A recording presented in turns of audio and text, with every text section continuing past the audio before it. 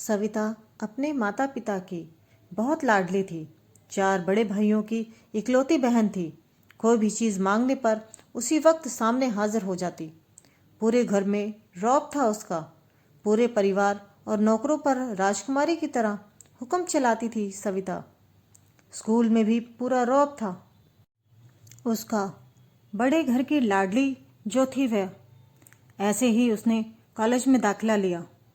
उसके ठाट बाट, बड़ी गाड़ी में आना जाना, हर दिन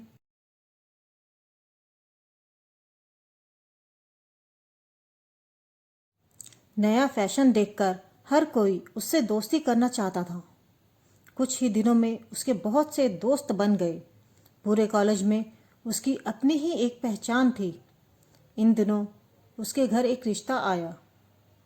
खानदानी लोग थे और पापा की पुरानी जान पहचान थी उनके साथ। सविता के साथ कोई जबरदस्ती नहीं थी, पर उसने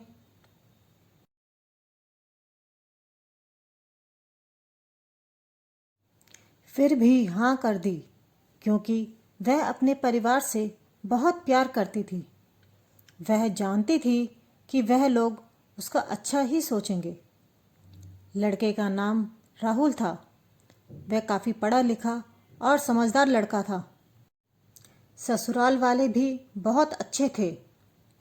ससुराल में कविता की जगह वैसी ही थी जैसी कि मायके में। कोई भी कार्य सविता की सलाह के बिना नहीं होता था। सबकी लाडली बहू बन गई थी वह। फिर उसके घर एक बेटे का जन्म हुआ।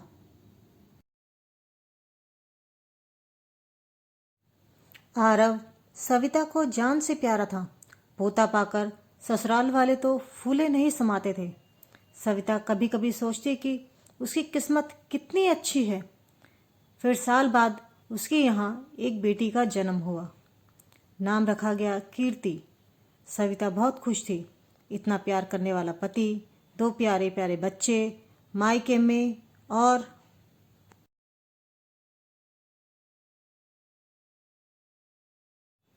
ससुराल में भी प्यार और सम्मान। वह अक्सर सोचती कि उसका हर अपना उसे कितना प्यार करता है। चाहे जीवन में कैसा भी समय आए, मेरे अपने हमेशा मेरे साथ हैं। मैं कभी अकेली नहीं हो सकती। कितनी खुशकिस्मत हूँ मैं। समय पंख लगाकर उड़ता रहा। वह बहुत खुश थी, पर समय सदा एक सा नहीं रहता। उसकी खुशियों को शायद उसकी अपनी ही नज़र लग गई थी। एक दिन वो चारों शादी से अपने घर लौट रहे थे। रास्ते में उनकी गाड़ी अन्य गाड़ी से टकरा गई। सविता, राहुल और बच्चे बुरी तरह से जख्मी हो गए। काफ़ी दिनों के इलाज के बाद राहुल और बच्चे तो ठीक हो गए, लेकिन सविता पूरी तरह ठीक न हो सकी। सिर पर चोट लगने के कारण वह अपनी आंखों की रोशनी खो बैठी। अब सविता की किस्मत जैसे उल्टे पांव चलने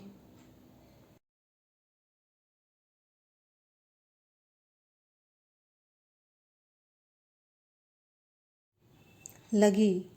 मायके वाले भी कुछ दिनों तक उसे मिलने आते रहे। फिर कभी कभार फ़ोन ही करके पूछ लेते कि अब कैसी हो। धीरे धीरे ये सिलसिला भी कम हो गया। ससुराल वालों की सहानुभूति भी कम होने लगी।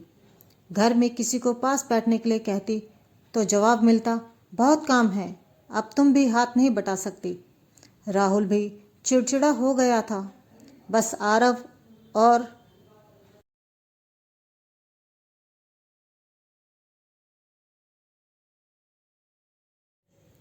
कीर्ति ही थे उसके साथ, जिसके साथ हंसते खेलते उसका वक्त गुजरता। एक दिन सविता के हाथ से कुछ सामान गिर गया, जिसकी वजह से आरव को हल्की सी चोट लग गई।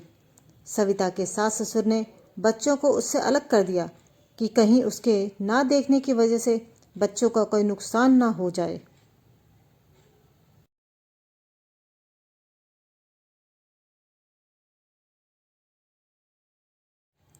सविता अंदर से टूट चुकी थी। एक दिन उसने सबके सामने मायके जाने की इच्छा रखी तो राहुल उसे तुरंत मायके छोड़ आया, जैसे कि वह भी यही चाहता था। लेकिन बच्चों को उसके साथ नहीं भेजा गया। सविता कभी उनसे दूर नहीं रही थी, पर अपनी कमी के कारण उसने ज़्यादा बहस नहीं की। सविता को लगा कि वह 3-4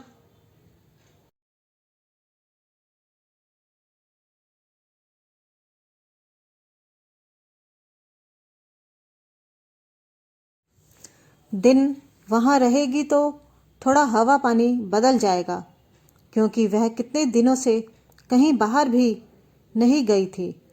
घर वाले भी इतने दिनों बाद उसे देखकर कितने खुश होंगे। सविता के घर पहुंचने पर सब लोग बहुत खुश हुए। खाने में सब कुछ उसकी पसंद का ही बना था। उसने अपने मम्मी पापा और भाई भाभीयों से दिल खोलकर बातें की।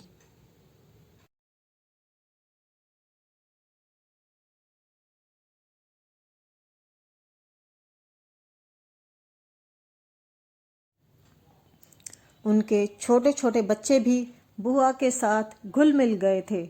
रात को सोने के वक्त जब वह कपड़े बदलने लगी तो उसे पता चला कि उसका बैग तो बहुत भरा हुआ था। वह सब समझ गई। वह बहुत उदास हो गई।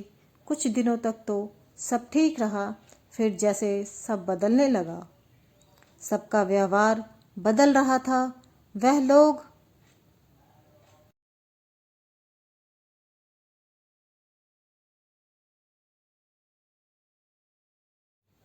जैसे थक चुके थे उससे। सब लोग घुमा फिराकर पूछने लगे कि राहुल कब आ रहा है उसे लेने। वह कोई ना कोई बहाना बना देती, जबकि वह जानती थी कि उस घर में अब उसके लिए कोई जगह नहीं। सविता से चलते वक्त कुछ न कुछ नुकसान हो जाता। थोड़ी बहुत टोका टोकी उसे सुनाई देती थी, पर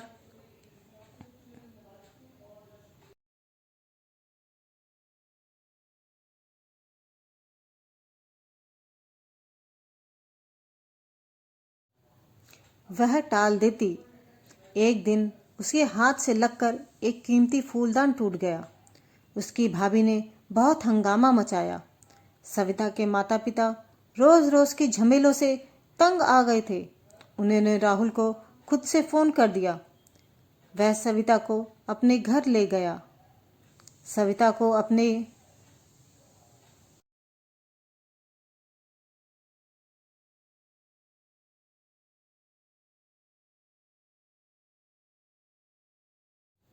परिवार वालों से यह उम्मीद ना थी।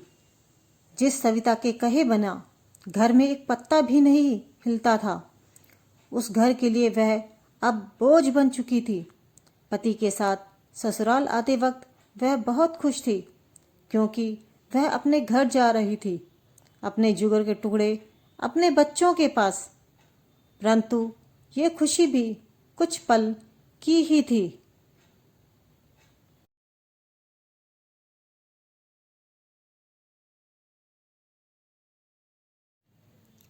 सारा बंदोबस्त पहले ही किया हुआ था।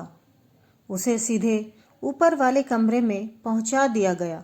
बच्चों से दूर रहने की सख्त चेतावनी भी दी गई। एक कामवाली बाई को उसकी जिम्मेदारी सौंपी गई, जो उसके खाने पहनने जैसी ज़रूरतों का ध्यान रखती। सविता ज़्यादातर चुप ही रहती, कभी कभी काम वाली से थोड़ा बतिया लेती। उसके ज़रिए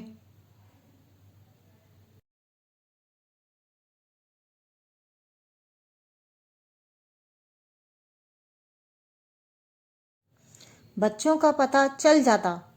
सबकी लाडली बेटी और बहू सबके लिए लाडली से बोझ बन चुकी थी। सविता इसे ही अपनी किस्मत मान चुकी थी। लेकिन उसकी काम वाली बाई उसे समझाती और उसे भगवान पर भरोसा रखने के लिए कहती रहती। वह अक्सर कहती कि समय सदा एक जैसा नहीं रहता। जब अच्छा समय नहीं रहा तो ये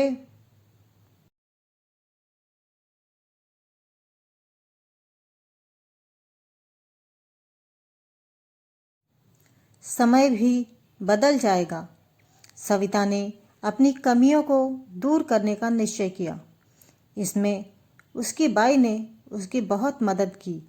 वह अपने छोटे मोटे काम भी खुद से करने लग गई थी। उसने अपने आप को संयत कर लिया था। वह पहले की तरह ही अपने पति और बच्चों से मिलने और खेलने भी लगी थी। उसकी